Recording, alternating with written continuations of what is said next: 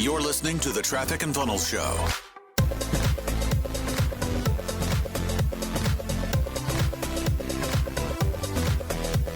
Hey folks, this is Alan, the producer of the TNF Show. In today's episode, Taylor's interviewed by Lucas of the Coach's Corner podcast. They discuss a team's drive, creating ads with human connection, and the effects of fear.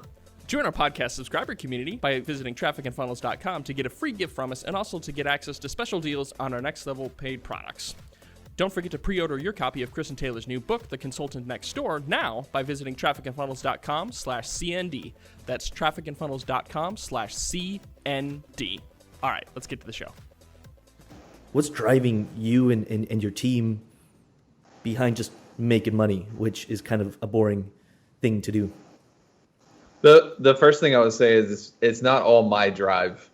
I do have drive. I do feel motivated to do big things and to accumulate big things, and also to make impact, because there's a lot of people that you can help when you have resources. And there's a price to not having resources when it comes to contribution. But me and Chris have assembled people on our team who are driven as well. There's a cumulative effect. There's a compound effect. And when you look at what TF has done, and TF is still growing, then you look at the 3-4 other businesses in our portfolio, all of them do over $1 million a month at this point. And that is not because I have the drive. It's because the people that we're building, they have their own drives. And it's amazing what happens when I tell people that when we first started delegating, we would delegate to-dos, we would delegate activities and delegate work. But when we learned how to delegate decisions and really take a player on the team, and say, where do you want to go and how can I help you achieve it? It's amazing what happens when you come back 6 months later and it's like, oh, you've tripled this business and I wasn't even a part of it. So not all of that drive can be attributed to my own personal motivation. Yeah.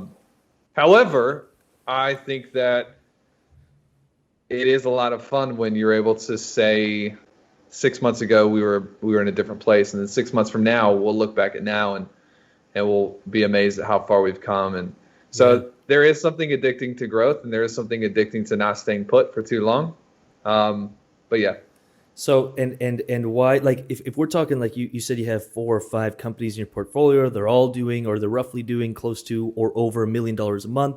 I don't want to put words in your mouth, but that's what I understood. And when I think about that, I'm like, okay, like sure, like maybe 15, 20 years, this guy's been building this massive company. This is in a fairly short period of time. Like we're talking 4 or 5 years. Am I off on that? 4 or 5 years or less for some of them. And so that's why I'm so, like, I'm always trying to listen to someone who just sees, in my mind, kind of exponential, really quick results in a short period of time, trying to figure out what those little key things are. And I think the first one we uncovered during this conversation is leverage and aligning a team so you can take your battery and kind of align a ton of other batteries to make way more power than you ever could yourself. 100%. I think another thing would be the lack of fear. What's keeping people from moving up, and what's keeping them from doing what's necessary to achieve great things and to do more and to be more? I think stagnation in large part is we have a couple 100,000 clients. So this is not just my experience. This is me coaching and seeing this in the market and in people. Is people have so much fear and they have so much insecurity that you can have a person right before, like they're on the precipice, they're about to crush it. They are right before, but they're so afraid of, this and that, and you add the weight on that, and it's like it becomes crushing, and then they become stagnant and they just stay still. How do you work someone through, because I also have experience with that. It breaks my heart because as a coach, I care so much, and I'm like, every resource is available to you. It's right in front of you.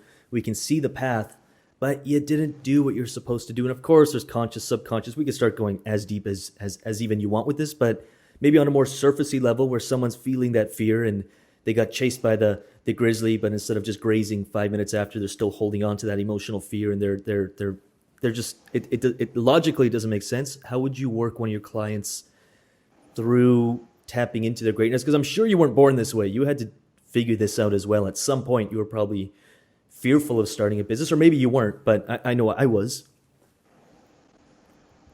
I feel like most of the people who have the most fear are the ones that their life has actually been a little bit easier. So I got lucky in that I got beat up pretty early on. I wasn't born this way, but me and Chris have both been through our individual crises and trauma seasons. But I would say, like, for somebody right now who's kind of like, oh yeah, this is me, I'm kind of afraid, is you need to look at what's the worst that can happen. Go ahead and play it out. Most of the time it's like, well, the worst that could happen is I could get an ad account shut down. And it's like, okay. Anything else? You know, we're not talking about divorce or your child dying. Like, we're not talking about that. We're talking about something so juvenile, but yet because we don't process it, it stays in our subconscious, and that's where it's dangerous. Yeah. Because in that subconscious, we don't get to actually attach weight to it. It just is all consuming. But you can bring it up in the forefront. You're like, you know what? If I try this and it does not work, what happens is I have to buy the new car 3 months later than what I thought. It's like, what are you doing? Just go do it. It's not that big of a deal. Just dealing with it that way oftentimes helps. If you are in front of someone who is like a little resistant to marketing, but they're great at what they know they have a service that they can provide, how would you communicate or word it? Because I don't think it has to be as complicated as people make it to seem. I'm sure if you're running a team in a huge company, but you got 4 clients from one direct mail piece back in 2014. Like, is it that complicated as people make it to seem, or can you simplify it, pick 1 or 2 vehicles and just hone in your skills on just 1 or 2 vehicles for getting clients? Yeah, no, you can simplify it down to whatever you want. You can simplify it down to one thing, if that one thing works and if you're consistent with it. I also think that it's important to be self-aware enough to understand what's happening to your brain when you are pushing back against marketing or pushing back against sales. I think we all know people who have mishandled different things, different skill sets. You know, we know people who have driven drunk and therefore they've created catastrophes. That does not mean that we should not drive or we should not have automobiles. It just means that you should do it different. And I think a lot of that, what you're talking about, actually comes from observing people misusing the skill, misusing marketing. You look at down here in the United States, we're in like, I don't know when this releases, but we're in like Donald Trump land here in the US. And some people are just like, good God, like if he's a great marketer, I don't want to be that. But just because somebody exemplifies a skill set a certain way doesn't mean that has to be the way you do it. So I think it's important to delineate between marketing is bad versus this person was bad and they use marketing to do bad things, you know? What's your guys' philosophy when it comes to, obviously, I think the bigger scope of things is you guys are amazing at running traffic into offers and converting, but apart from the tactics, what do you feel is your, if you could hold it down into a philosophy? Because you guys, I feel like your guys' marketing is really, and I love it, it's why I resonate with it, is honest, genuine. You guys test, but it's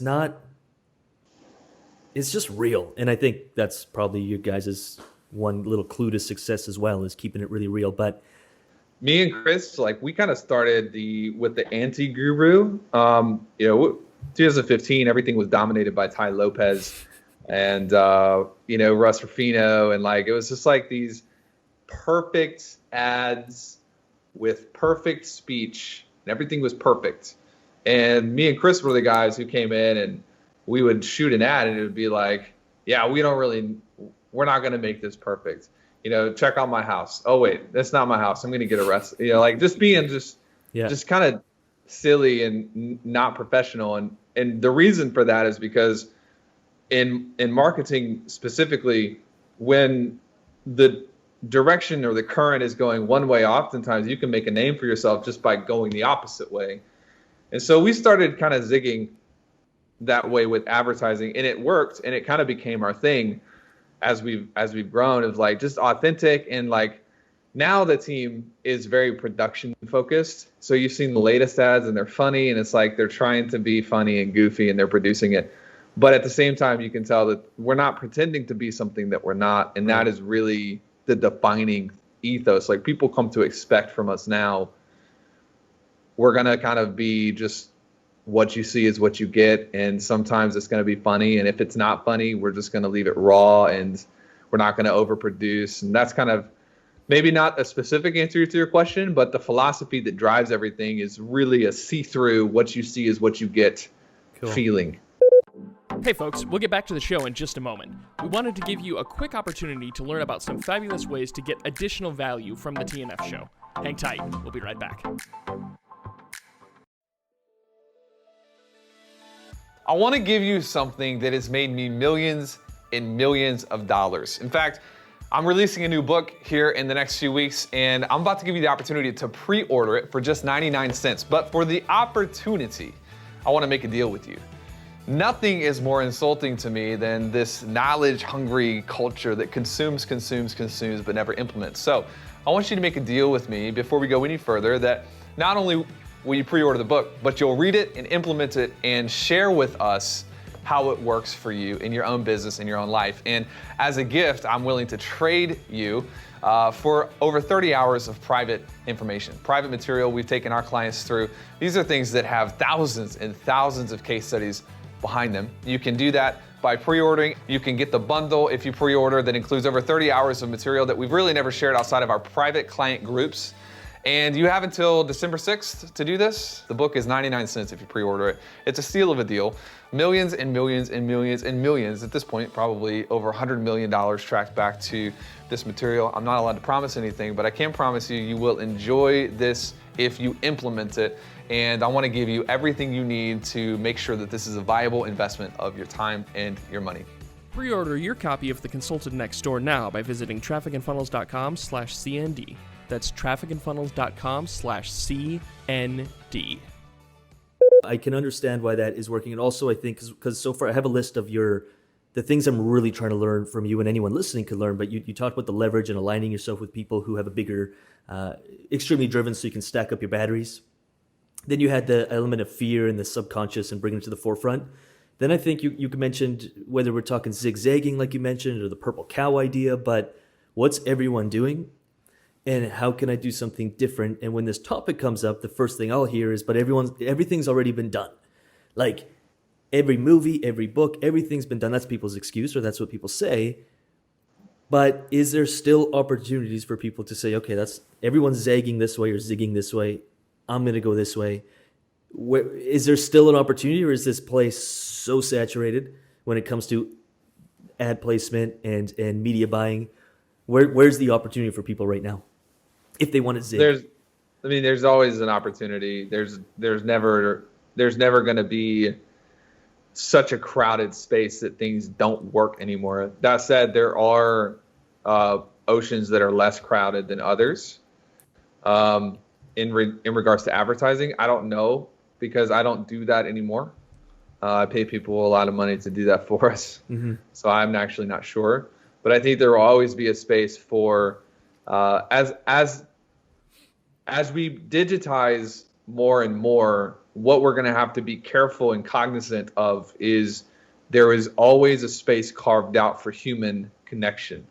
And sometimes what we miss due to the social media nature of life, what we miss is even someone on video being honest, even someone on video saying, hey, what you think you have to do to achieve XYZ, I'm going to be honest, that's not what I did. And I want to give you can feel that transparency across a screen. So I don't think there's ever going to be a day and age when the authenticity does not actually work. I think we'll be creative in finding new ways to express that. But there's always an opportunity right now for connection. People are always surprised when they hear me speak in person or whatever. They're like, you talk about things that no one else really wants to talk about. And it's because I have nothing to hide.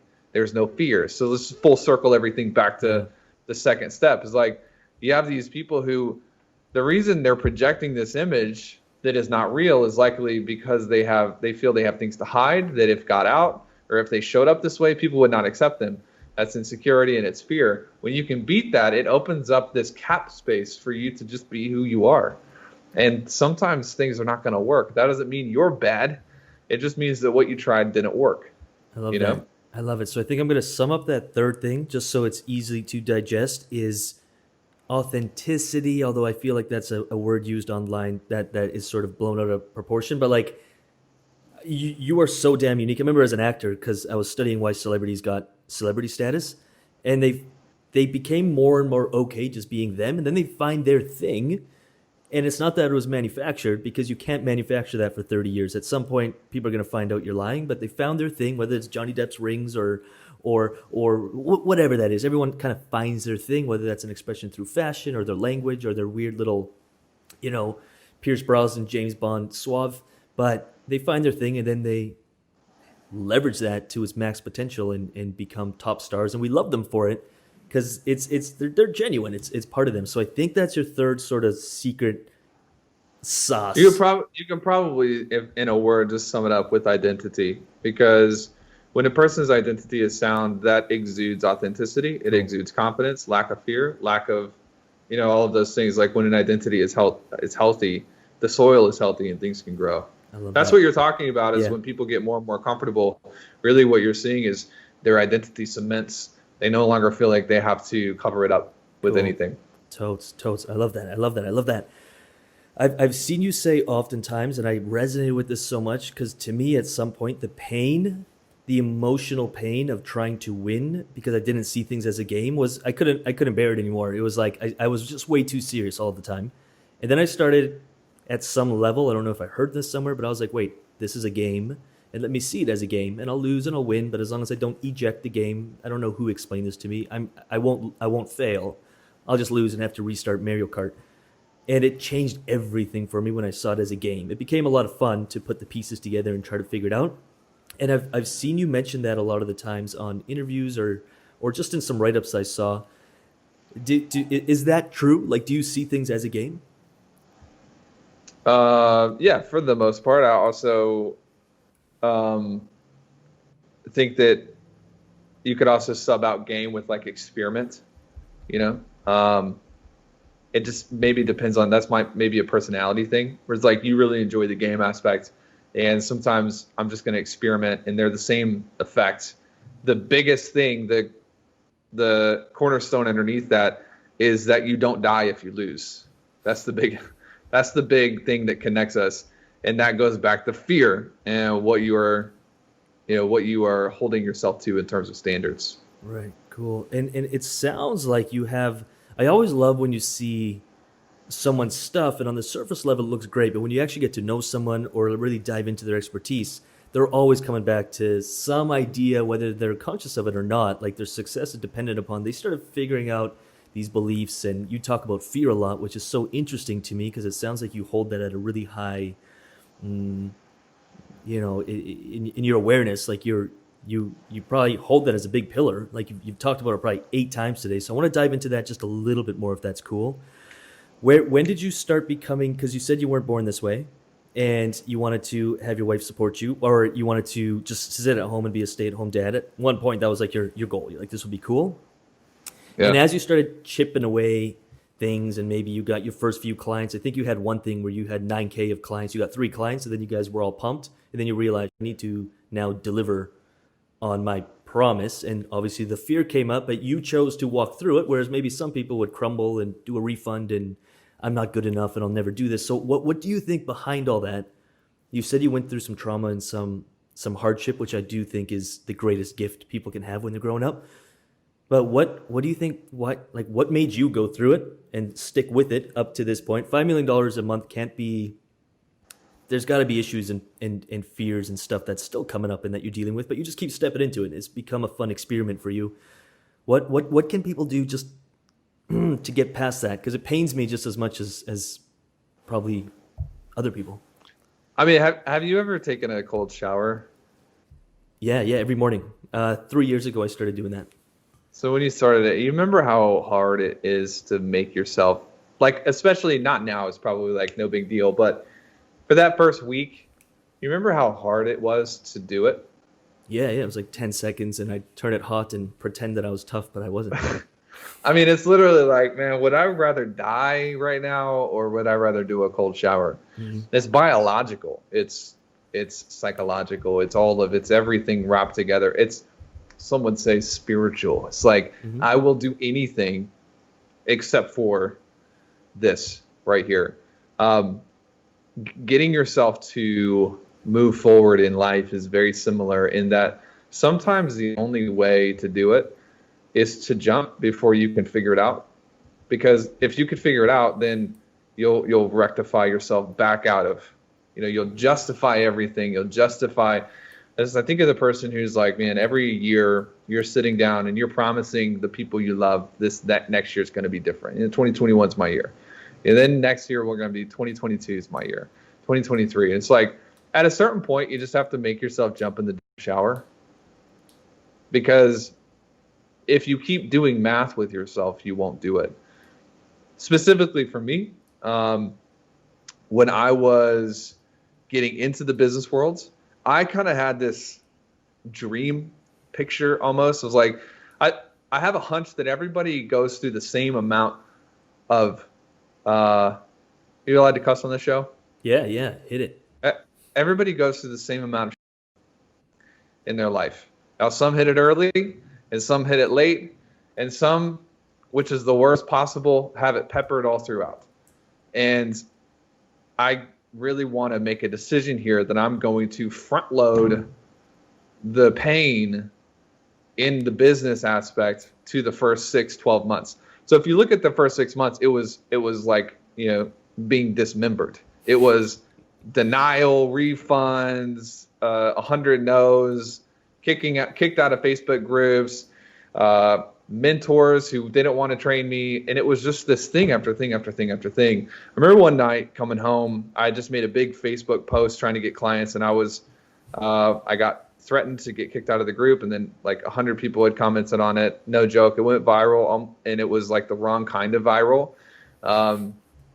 And Lindsay was just like, what is the matter? And I was like, I don't really know if this is worth what's happening. Like, I'm not really sure. And that was like a light bulb moment where I was like, no, like, I'm going to do it again, and I'm going to do it again. But once I got through the first 6 months, I had the maturity of someone who had been in business for 5 years. And then we go through another year, another cycle. And we were sued inside of that first year. So we get through a year, and I had the maturity of someone who had been in business for 10 years. Like, your maturity has nothing to do with how much time you've put in. That's why it's shocking to people that in 2014, net worth of -20, 2020, net worth of 50 million, growing by a couple million a year. They can't understand that. It doesn't seem like there's been enough time, but it's not the time that builds a man. It's actually the pain and the toleration levels you're able to build. A lot of people live 10 years, but they have the maturity of a 1 year. Mm-hmm. And I did it the opposite. And I went through 1 year, and I went through 10 years of pain. I would rather front load everything. When you do that, like, you think of a person who's 75 years old, 80 years old, they don't have a lot that they're afraid of anymore.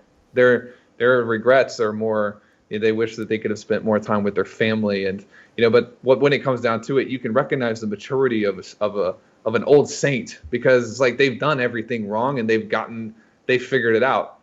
I've been able to grab that through going through painful experiences, getting back in the cold shower, doing it again the next day, doing it again the next day. And then before you know it, it's like, you look at me now, and I'm 31 years old, but I speak like a 50-year-old in the way that, I manage my emotions and my perspectives. I don't know if this is making sense. It's a long rant, a little bit of a ramble. Total sense. But, man, that's where the fear thing comes from, is like, I spent 25 years living in fear. Then I went through everything I was afraid of. I was like, oh, let's go.